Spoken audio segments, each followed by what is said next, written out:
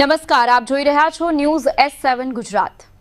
પાટણમાં આમ આદમી પાર્ટીના હોદ્દેદારો દ્વારા કરાયો વિરોધ પ્રદર્શન। વિસાવદરના ધારાસભ્ય ગોપાલ ઇટાલિયા પર જૂતું ફેંકવા મામલે આપ પાર્ટીના હોદ્દેદારો અને કાર્યકરોએ કોંગ્રેસ વિરુદ્ધ કર્યા ઉગ્ર સૂત્રોચ્ચાર। જામનગરમાં આમ આદમી પાર્ટીની જાહેર સભા દરમિયાન કોંગ્રેસના કાર્યકર તરીકે ઓળખ થયેલ એક વ્યક્તિ દ્વારા વિસાવદરના ધારાસભ્ય ગોપાલભાઈ ઇટાલિયા પર જૂતું ફેંકવાની ઘટનાના વિરોધમાં આજે પાટણ શહેરના બગવાડા દરવાજા ખાતે પાટણ આમ આદમી પાર્ટી દ્વારા વિરોધ પ્રદર્શન કરવામાં આવ્યું હતું।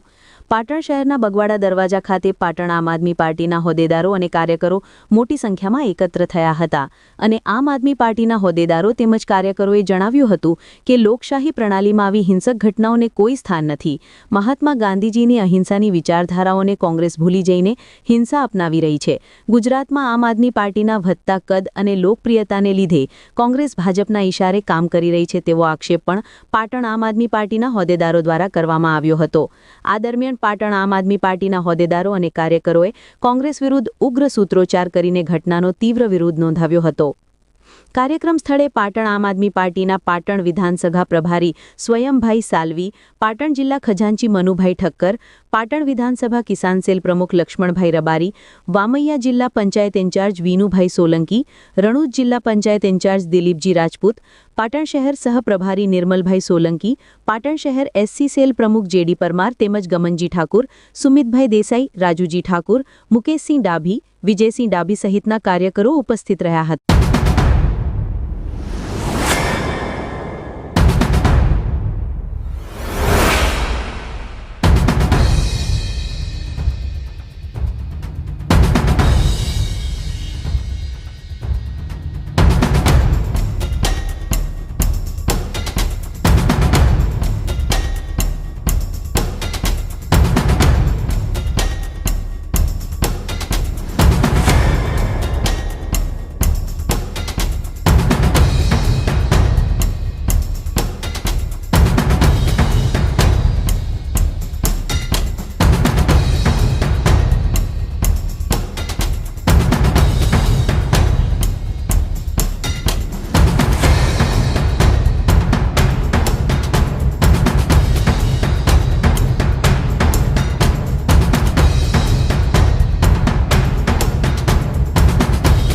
દિવસ પહેલાં આમ આદમી પાર્ટીની જામનગર જિલ્લામાં એક જાહેર સભા યોજવામાં આવી હતી।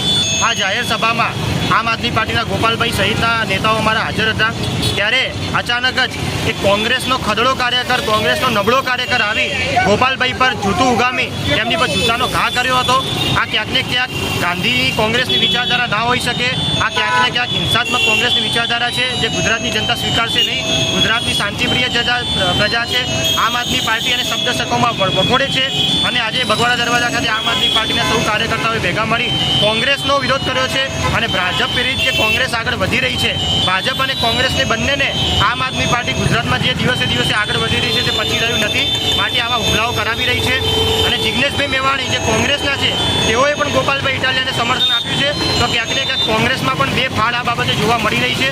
તો કોંગ્રેસ કોઈ પણ કાર્યક્રમ આવો કરે વિચારીને કરે, નબળી બુદ્ધિથી કામ કરેલી તમામ વસ્તુ કોંગ્રેસની ઉપર ઊંધી પડશે એવી આજે તમને ચેતવણી આપવા અમે માંગીએ છીએ।